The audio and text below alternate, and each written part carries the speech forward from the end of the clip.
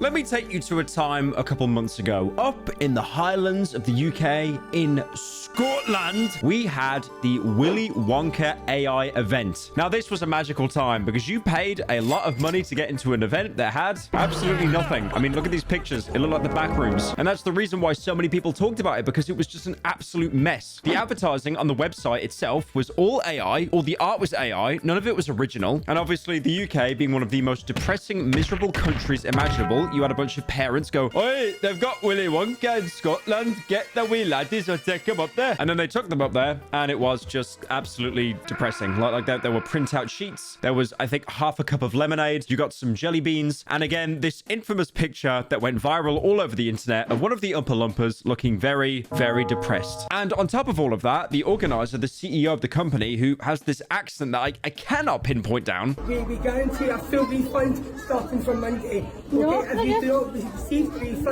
going to call the police. He basically doubled down and went full irony mode, acting like it was a huge social experiment. Now, you would think that an event so terrible that got so much worldwide coverage, every other event organizer would be like, okay, we cannot do this. We cannot end up like the Willy Wonka people up in Scotland. We could have a mid-event. We get a bunch of furries there. They stink or whatever. That's fine. We just cannot recreate the Willy Wonka event. Someone recreated the Willy Wonka event. But what the hell, boy? Now, I really thought I'd be sat here talking about a furry convention, making, you know, an 8 to 10 minute video of just pure projection. But no, surprisingly, I'm not talking about a furry convention. I'm talking about the premier Pokemon Expo. Now, this is not officially created by Pokemon or Nintendo. It's basically a Pokemon convention by fans for fans. So the quality of this event, it's going to be a little bit different. Actually, no. You know what? I was about to say that Nintendo and like Pokemon, like they make great games. Have they had a game in the past 10 years that has ran over like 7 frames a second consistently on the Nintendo Switch? Someone please prove me wrong. I'm not sure which Pokemon game it was on the Switch because they released like 5 a year, but I remember specifically one of them. You can get on a Pokemon and it turns into a motorbike. And if you're driving around the countryside on this motorbike Pokemon, the frames, they go into like PowerPoint presentation levels. Now, this was an expo that took place in the Philippines between May 31st to June the 2nd. There's also an official advertisement for this Pokemon Expo. I also want to give a shout out to Rita, someone that basically compiled all of this into a thread that I'll be using today. The premier Pokemon themed expo in the Philippines, made by fans for fans, by the community for the community. Official licensed collectibles, trainer quests, daily cosplay contests, TCG Pokemon Go, and VGC tournaments. Tournaments is spelt wrong, by the way, but I'll give them 2 passes.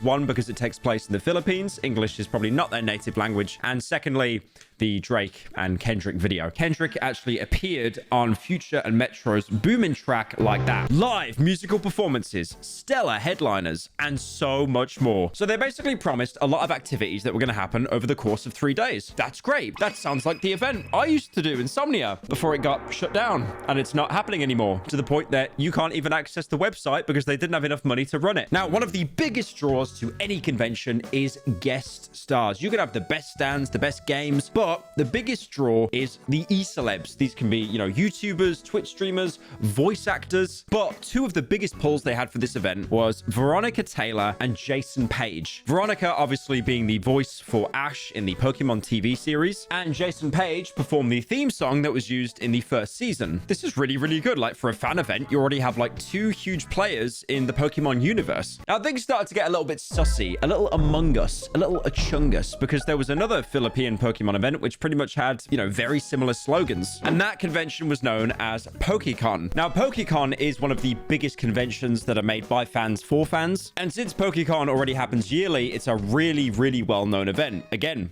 like that event I used to do in Birmingham. But the main reason I'm bringing that up is because I don't think that's the reason why the other expo basically, you know, completely fell off. Now, this expo is backed by 2 brands that have possibly the worst names imaginable: Caloscope and Frigga. Caloscope is a weird one. It's located in Dubai, which should already be raising some red flags because that's the place where every single TikTok live streamer seems to tell you to go. Seriously, I can't scroll more than like 5 seconds without someone saying, "Oh, I moved to Dubai and like my life changed, mate. It's so good." You know, they're living their best life. They're in the high-rise apartment. They've got the Porsches, when in reality, it's just a rental for a photo shoot to make them look good. Now, I've already said it's something that attracts TikTok degenerates, and it's based in Dubai. Can you guess what their main income is? NFT NFTs. Of course it's NFTs. It's always about NFTs. Now, Frigga, which sounds like a slur someone made on Twitch to avoid getting a ban, that's a company that specializes in jewelry and charms. And a lot of these revolve around Feng Shui. Now, Feng Shui originally had a lot of deep, meaningful values behind it. Like, for example, the wood in your home, the fire in your living room, creating something that is contemporary, but also very precise. You're basically trying to find the equilibrium within your home. But then again, it's something that TikTok has got hold of and just absolutely ran into the ground. Look at this. I'm seeing like on the internet right now. Look at this. I'm seeing Feng Shui in your bedroom.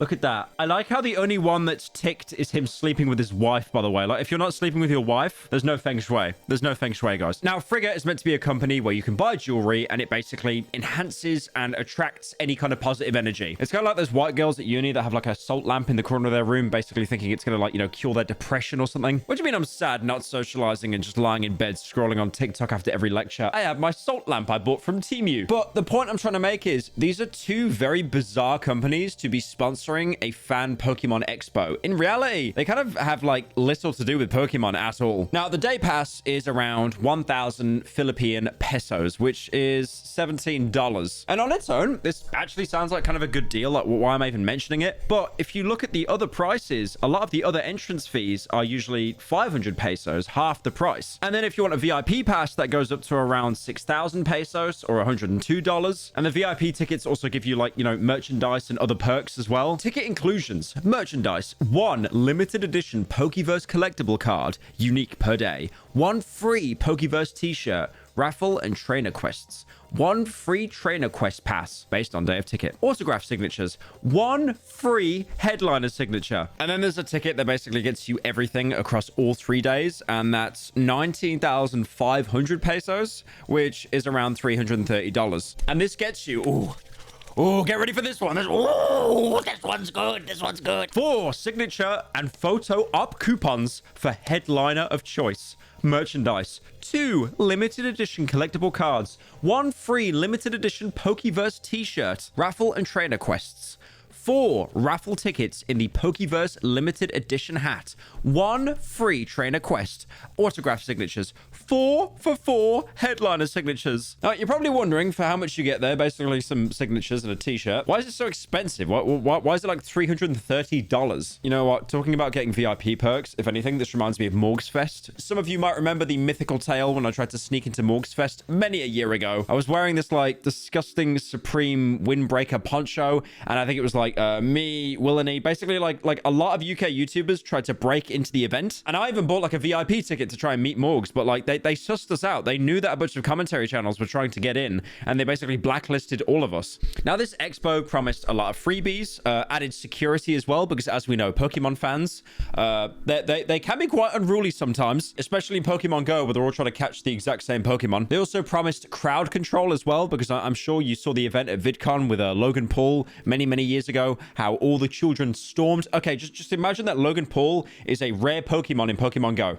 There you go. That makes complete sense. Just replace him with a Goodra or something. Now, a little bit before the event, they actually dropped their 3-day schedule, and it does seem to be fair. There was a fair amount going on, and the cost of the ticket probably goes into supporting the venue. I mean, from personal experience, one of the reasons why Insomnia was shut down is because there was a lot of people that weren't being paid money. So obviously it goes without saying that you need to kind of charge a certain amount to get a certain amount of return to pay everyone, because there are costs that go into everything. It's not just like, you know, paying people for appearances. It's paying construction for the stands. It's paying people for the high-vis jackets. And they also shared a floor plan as well. Now, the hall itself, it does look, I mean, kind of small. And then the sponsors' names are included and named separately, which isn't really a common thing to do. It's not a common practice. So we begin with day 1 of the expo. Now, already on the first day, there were some delays and issues. Apparently, it wasn't very well coordinated between like getting a ticket and actually being able to go into the entrance. So people that bought tickets weren't able to go in, and then people that didn't buy tickets weren't checked and could just stroll right in. And apparently this led to loads of people queuing up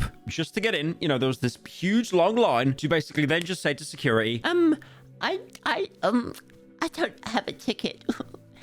I didn't, oopsie whoopsie. I didn't buy a ticket. silly me.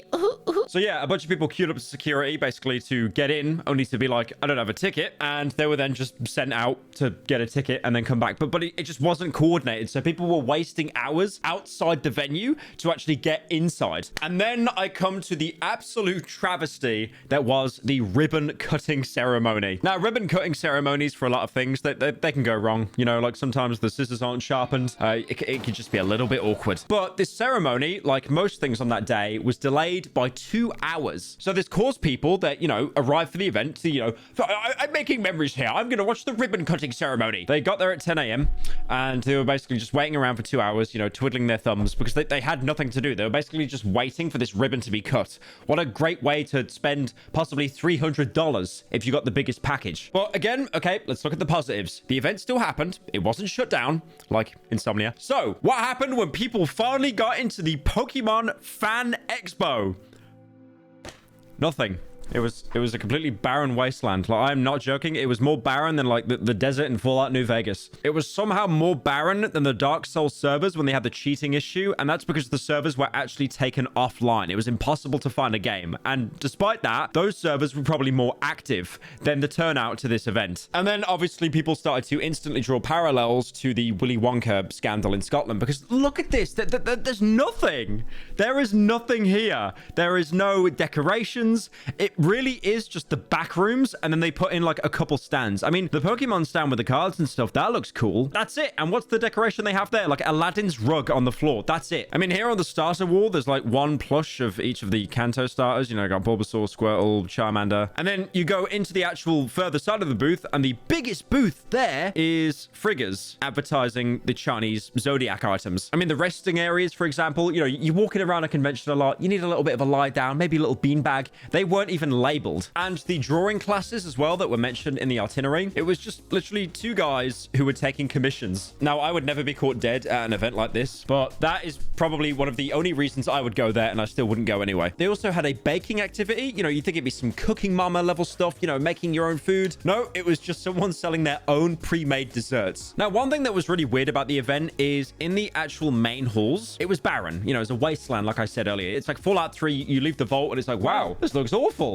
This looks like that Pokemon Expo. But then in the other hall, the space where the panels were being run, it was very professionally done, almost like it was a completely different team that were doing that. Like, you've got a picture here that Rita took of like the main stage where they were being interviewed, and this looks sick. Like the background, the attention to detail, the graphics they have, it doesn't even look like it's the same expo. And of course, every single convention without fail always has some miscreant, some little degenerate. This is someone who hides in the shadows like Gollum, collecting the One Ring, someone that people talk about, and maybe they become legend, and legend turns into myth because the things they do at these conventions are just unspeakable evil. Now, fortunately for this convention, there was no one near on that power level, but there was someone pretty close. The Pokeverse convention had the Ravioli Man. Who is the Ravioli Man? I have no idea. Apparently, he just really likes ravioli. This was someone who went into the convention basically doing the 4chan meme of having like spaghetti and ravioli in his pockets, and he was smearing it all over himself as well, to the point that he actually got escorted out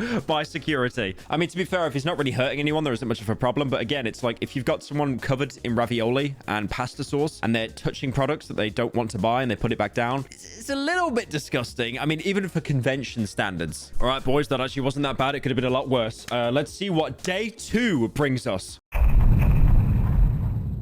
Again, day 1, that's like after setup day. Maybe there's some mistakes, that's fine. But day 2, and you're still opening late, not really that great. Also, keep in mind, they gave like basically no warning about it being open late, apart from like, I guess like 10-15 minutes before they announced the delay. Now, thankfully, there was one good thing that happened at this event, and that is the cosplays. Because at a lot of these conventions, you have people that do cosplays, and they just absolutely kill it. I am so jealous of the talent that people have designing cosplay outfits. I think it's absolutely sick. And some of these pictures you can see as well, like they did a really good job, like especially with what they had. These aren't like, you know, $20,000-$30,000 suits or anything, but for what they've done, I think it's still really good. Now, this was also the day where you could do the meet and greet with Veronica and Jason. Now, I was really worried that I'd be telling a story here about like some kind of hecklers or someone that was just a complete douche, but thankfully, the funny thing is, you notice like whenever there's actual IRL interactions, people are a lot more tame. But at one point, Veronica told her staff and basically said like I need a break. I've been doing this for a while. Like I just need to sit down for a bit, you know, to kind of recharge. And I could totally relate to that. Like I've done meet and greets before, and you do need to schedule breaks in, because if you're seeing hundreds of people at a time, you don't want to give all of your energy to the first people, and then the people later down the line, it's like, oh, hi, oh, yeah, you want me to sign something? Here you go, bro. You don't want to come across as low energy, because like, I mean, me talking from personal experience, I've had people that have traveled from like, you know,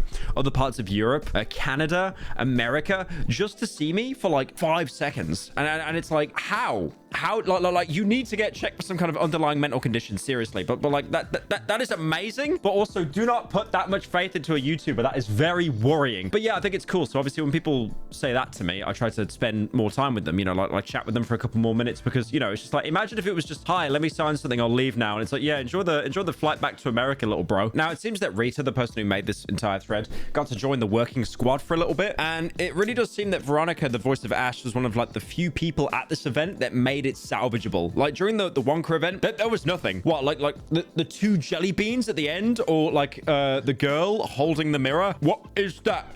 It's the unknown. It's the unknown. Now, there was more stage performances as well. They had a very popular streamer, Myrtle Sarosa, and she performed with Jason Page on stage. And again, like that was, you know, it was a good experience. Nothing really went wrong there. So again, it really seems they're actually turning the event around. You know, some of the performances are actually pretty good, very well organized. But wait, there is day 3 of the Expo. Now, this final day, a lot happened. I call this day Emergence Day. Ground Zero. Now, Rita is one of the people who went on stage because she won the singing competition. Now, because of the organizer's fault and no preparation, she was basically never told that she had to go on stage and do a live singing performance, which caused her to completely disassociate live on stage. And then on top of that as well, without giving anyone any warning, they started to bring out a bunch of Make-A-Wish children on stage. And these kids were getting photos taken, they were being introduced. And on top of that as well, all of this was being live streamed, which then led to Rita to give this feedback, this public feedback. I say feedback, it was more kind of an ass blasting. I mean, if anything, it's like those YouTubers that purposely go to like a really crap restaurant or hotel knowing they're going to be in for a bad time. But yeah, again, this seems to be another convention that had good ideas, but was like, you know, poorly advertised, a lot of false advertising, if anything, to be fair. And it was just very disappointing. There was some good aspects to it, like in Wonka Land in Scotland, you had the half cup of lemonade. That at this expo was the Ash Ketchum voice actress. But yeah, what else is good about it? The rug underneath where they were selling the jewelry. That's pretty much it.